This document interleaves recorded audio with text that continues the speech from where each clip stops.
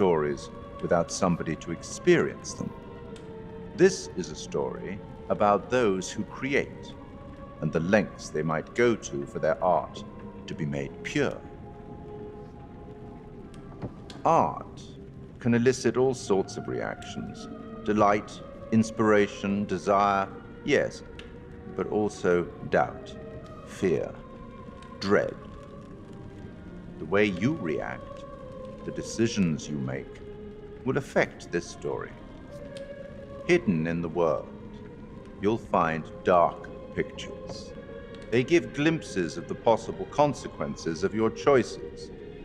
And sometimes it's the smallest choices that can have the biggest repercussions. Yo, what's up guys? Gamerverse back again here to do another review for you guys today, man. So today we are reviewing the Dark Pictures Anthology, The Devil in Me. Yes, this is not a new game, and yes, it's been out for a while. I've played the game before, I just haven't done a review on the game. And I kind of decided just to do a review on the game because I really do like the game a lot. And if you've never played the game or if you're about to play the game, just let me know in the comment section below. So yeah, this game, it's also produced by the studio Supermassive Games, and it's a signature cinematic horror style game. Um, and it's definitely worth playing, and it still holds up a lot. So yeah, I'm just here to review the game, give you guys my opinions, my thoughts, and at the end of the video, maybe you'll decide if you want to play the game, if you want to replay the game, or even if you're just here for the vibes, man. Thanks so much for tuning into this video. And without further ado, let's start with the first topic. Let's talk about the story. Um, so without any major spoilers, this game is basically about a serial killer. It's inspired by Holmes, and the serial killer actually has like all of these traps and things, and basically like a Saw type of vibe, right? So you play as this documentary crew going there to shoot an episode for the webinar or the web episode, whatever you want to call it, even if it's for the YouTube channel, whatever it's for. But yeah, you end up playing as this crew and you play with each one of the characters, so that's pretty cool.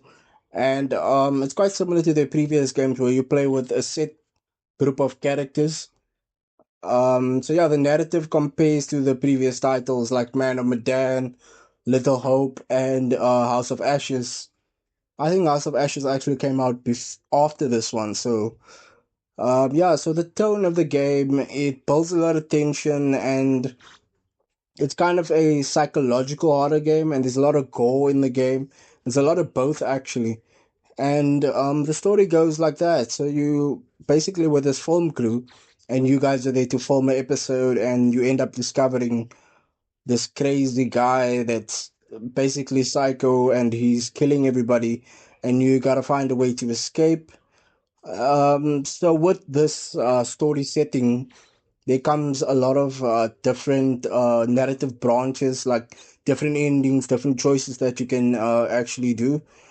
And if you know this game, if you're familiar with the style of game, you know that you get to actually select your choices, and you have to take part in these QTE events. And also, if you don't actually like nail these QTE events, there's a big possibility that one of your people from your group may die, and that will obviously affect the ending in the game. I remember the first time I played the game, I got like the worst ending. I survived with like only one person, and then the second time I played it, I managed to survive with like two, three people. Yes, I didn't get the perfect ending, but I'm planning to do that in the future. Also replaying the game is very, very awesome. I did, obviously, like I told you guys, I decided to replay the game, and it still holds up comparing to the first time I played it. And yeah, I had a little bit of hardware upgraded compared to the second time that when I played the game. So I had a much more better experience from the first time that I played it. Yeah, so that's it for story. I don't want to spoil too much. So you're basically in this like faraway island. You get sent there, welcomed by the people who own the whole land or whatever, and you're there to shoot an episode. And with your crew, your phone crew, and everything just goes wrong. People get killed, whatever. Yeah, it's classical psychological gore horror experience, and it was so amazing to experience the story. Super great, super well written. But yeah, I'm gonna move on from the story topic. Let's talk a little bit about the characters. The main characters, and the personalities of them have a lot of depth. Voice acting was done really well, as you guys know. They always nail it when it comes to the dark pictures. They always nail the facial animations. They also basically nail all of the the graphics and everything. But in terms of characters, there's a lot of emotional impact with the player's choices, and there's a lot of character development, and you get to see how these characters interact with each other and how they develop overall in the game.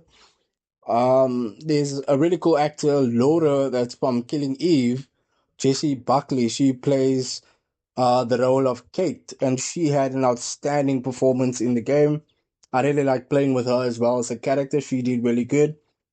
And she's on my favorite show as well, Killing Eve, one of the best TV shows up to date. I still feel like they need to update Killing Eve, maybe give us another season. But anyways, yeah, Jessie Buckley's in there and she plays Kate. And not only is Jessie Buckley, there's a lot of awesome performances by these other characters as well. So yeah, the characters are really well done. They chose the particular set of characters for a reason, and they actually nailed all of these roles. So yeah. Next, let's talk about the gameplay.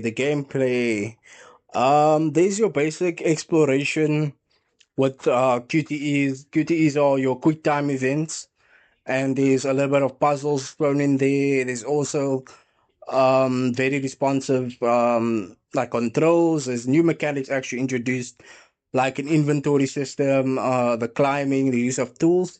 And you can actually, like with this one character called Mark, you can pull out his camera and you can take pictures and basically document everything in the game. And then at the end of the game, all of these pictures that you took ends up going in this newspaper or whatever.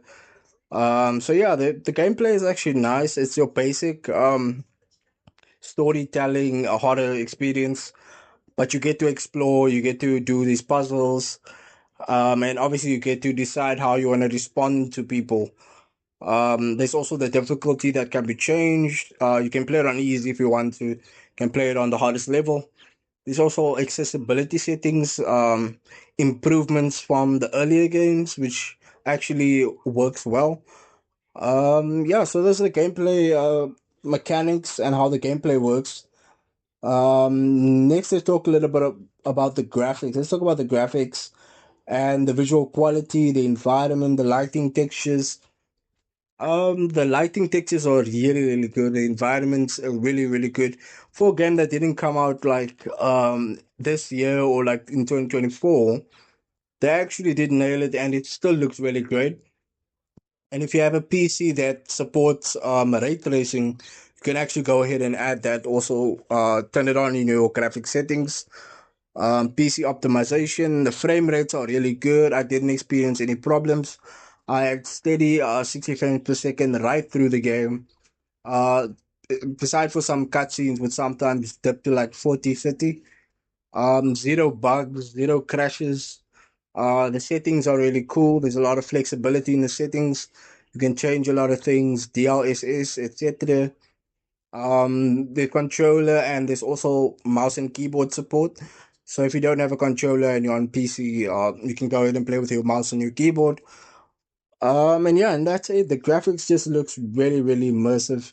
There's some parts in the game where it felt like I was actually there, and these reflections and like even the dark scenes in the game looks really good, even though you can't really see a lot of the things, but it looks really, really good with this like blue filter or LUT, whatever you want to call it, and it looks really, really good. So very well done on the graphics, and definitely this is a technical marvel when it comes to the graphics. Next, let's talk about the audio and the atmosphere, the sound design, ambient horror with jump scares.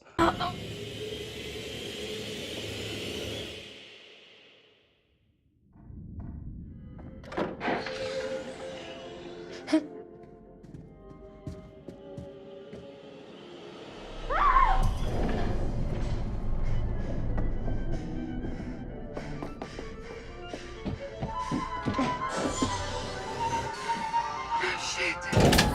No!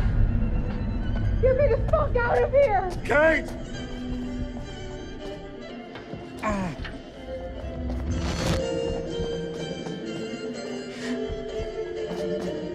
Kate! You get a lot of jump scare. Not a lot, but I mean average amount. And the jump scares are really insane. You really sometimes, like, I jumped out of my seat a little bit. And the music that they choose for this for these jump scares are really good. The voiceover, the syncing, the clarity is definitely there, and the sound contributes very well to the experience of the game.